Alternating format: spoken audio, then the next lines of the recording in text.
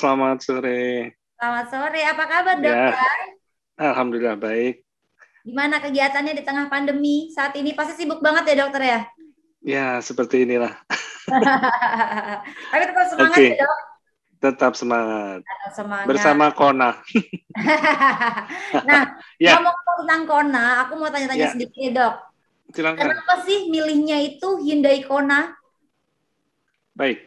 Jadi kalau saya pribadi ya, saya sudah pakai mobil Kona saya itu dari sekitar pertengahan Mei.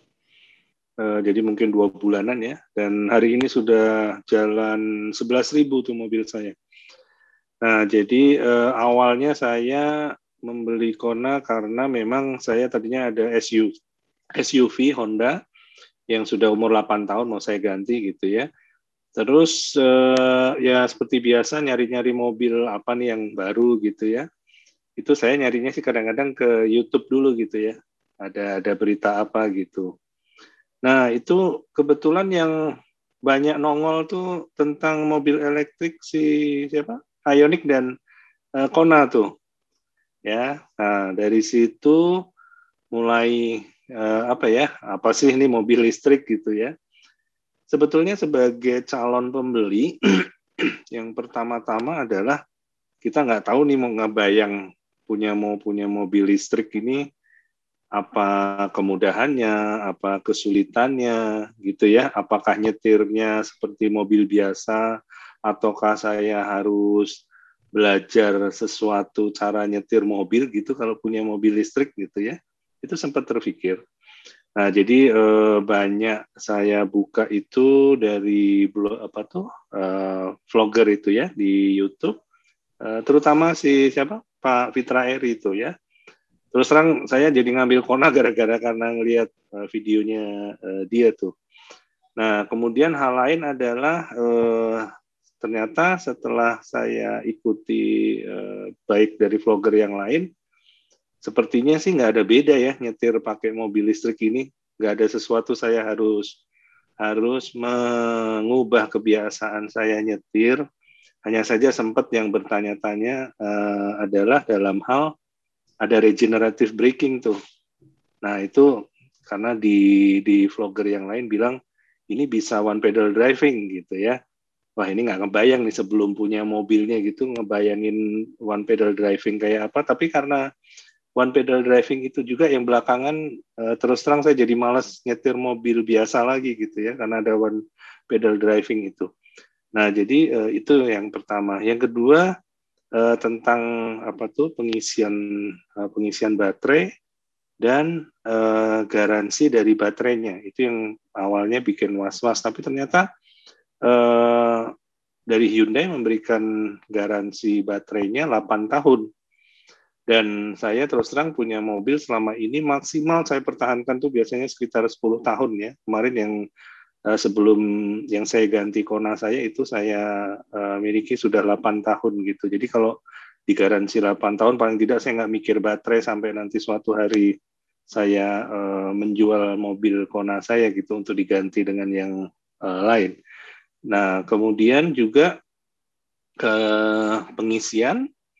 Nah, pengisian ini ternyata ada apa ya? Kita dapat free home charging itu ya. Udah dapat free home charging, udah begitu dapat juga charging yang apa level 1 ya, yang kecil itu yang pakai kabel itu. Nah, ini menambah lebih yakin lah saya mau coba nih satu mobil saya mau coba mobil listrik gitu ya. Mobil saya yang lain yang saya pakai adalah Pajero Sport ya 2016 sama satu sedan Mercedes-Benz yang C300. Nah, jadi kalau saya waktu itu milih kenapa Kona karena kalau Ioniq kayaknya kok sedan juga gitu ya. Dan dia kapasitas baterainya lebih kecil, energinya apa tuh? Maksudnya torsinya lebih kecil. Kalau dengar iklannya vlogger-vlogger terutama Pak Fitra Eri itu kan katanya instan torsinya gitu ya. Nah, itu kayaknya wah saya coba aja si Kona gitu, saya pilih akhirnya. Jadi itu yang menjadikan akhirnya saya milih si Kona dan lihat bentuknya juga yang facelift terakhir ini kok memang ya oke lah gitu. Dan tidak terlalu beda dengan mobil lain. Kalau saya bandingkan, misalnya saya pilih apa tuh, ada pilihan lain ya, BMW i3 itu kok bentuknya juga memang agak beda gitu ya. Kemudian ada Lexus seperti mobil pada umumnya, apalagi Tesla ya. Dan harganya memang mungkin ya setengah dari mereka yang saya sebut tadi gitu. Itu aja.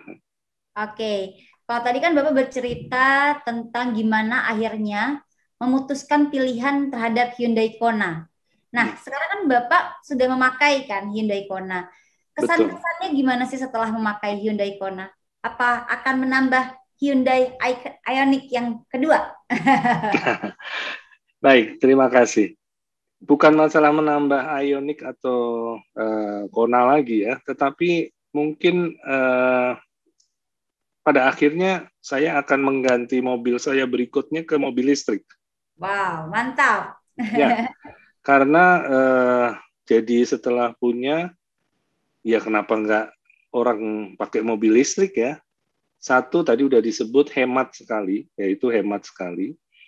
Jadi selama ini saya kadang-kadang memang kalau hari Sabtu atau Minggu gitu saya sempetin keluar rumah aja, mungkin kadang sama anak-anak gitu ya, muter jalan aja gitu. Itu kan ngabisin bensin, ngeluarin emisi gitu ya kalau pakai mobil bahan bakar fosil gitu ya. Tapi dengan mobil listrik nggak kepikiran itu gitu ya. Makanya ini mobil saya baru 2 bulan aja udah 11.000 gitu.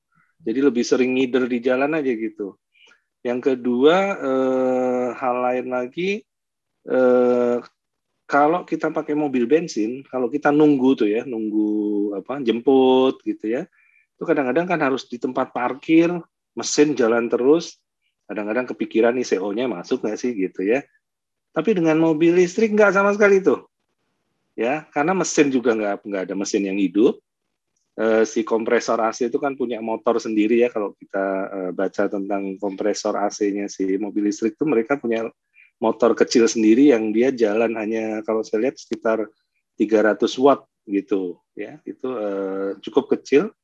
AC-nya dingin, sangat dingin. Itu sempat dulu saya juga ragu nih mobil listrik karena menghemat energi, jangan-jangan dikorbanin listriknya AC-nya nggak terlalu dingin gitu ya, kayak kita PK-nya kalau mobil bensin PK-nya 2 PK nih, kalau mobil listrik jangan-jangan cuma 1 PK atau 3/4 PK gitu. Tapi faktanya tidak, dingin dia. Ya dingin menurut saya sih dingin sekali gitu kalau pas lagi kita nunggu gitu. Dan kalau kita pasang kaca film yang bagus, sebetulnya pada waktu saya beli Kona kan sudah dipasang kaca film ya dari Korea gitu ya. Tetapi ya karena iseng saya ganti kaca film yang lebih gelap lagi gitu ya, yang lebih menolak panasnya itu lumayan lebih jauh lebih bagus. Itu betul-betul ya dipakai nunggu di tempat yang panas. Kita seperti di rumah aja gitu ya, kayak mobil tapi bawa AC split sendiri gitu. Ya nggak takut habis bensin, cuma 300 watt gitu. Jadi nyaman aja, mau nunggu di tempat parkir di basement, mau di tempat parkir di yang tingkat atau dijemur ya, dijemur di lapangan parkir gitu, tidak ada rasa kadang marah-marah gitu ya, ini lama banget sih nunggu gitu kan, masa mesin mobilnya kan panas gitu ya, yang ini dengan mobil listrik tidak sama sekali seperti itu. Oke, dari pemaparan Dokter Harim tadi, sepertinya tidak ada ketakutan lagi ya untuk memakai mobil listrik, Dokter Harim. Masih ada ketakutan? Tidak. Tidak sama sekali ya? So far sih tidak ya. Kemarin ada pengalaman saya tentang itu, charging di tempat umum. Ya, kalau kita pergi jauh. Saya paling jauh pergi ke Cilegon. Itu pulang balik tidak perlu ngisi ya, tidak perlu ngisi di tempat tujuan. Jadi pulang balik tetap masih ada sisa sekitar 40% dari Kelapa Gading ke Cilegon, Cilegon balik Kelapa Gading lagi. Kemarin yang menarik, saya sempat nginep di Pullman Vimala ya di Ciawi. Itu mereka menyediakan charging mobil listrik tapi nggak pakai charger. Jadi hanya menyediakan stop kontak gitu ya. Nah, mungkin mungkin usul saya nih, Hyundai kalau misalnya tidak bisa menyediakan charger, home charger di hotel-hotel itu gitu, paling tidak sebetulnya bekerja sama untuk menyediakan 2-3 slot parkir yang ada stop kontaknya dan kita bisa pakai charger apa tuh Type 1 chargernya itu gitu ya. Oke. Itu Bapak Damoza udah angguk-angguk aja tuh sepertinya. Ya Pak ya? Ada yang ingin disampaikan Bapak? Oke, terima kasih Dokter Harim. Terima Sama-sama.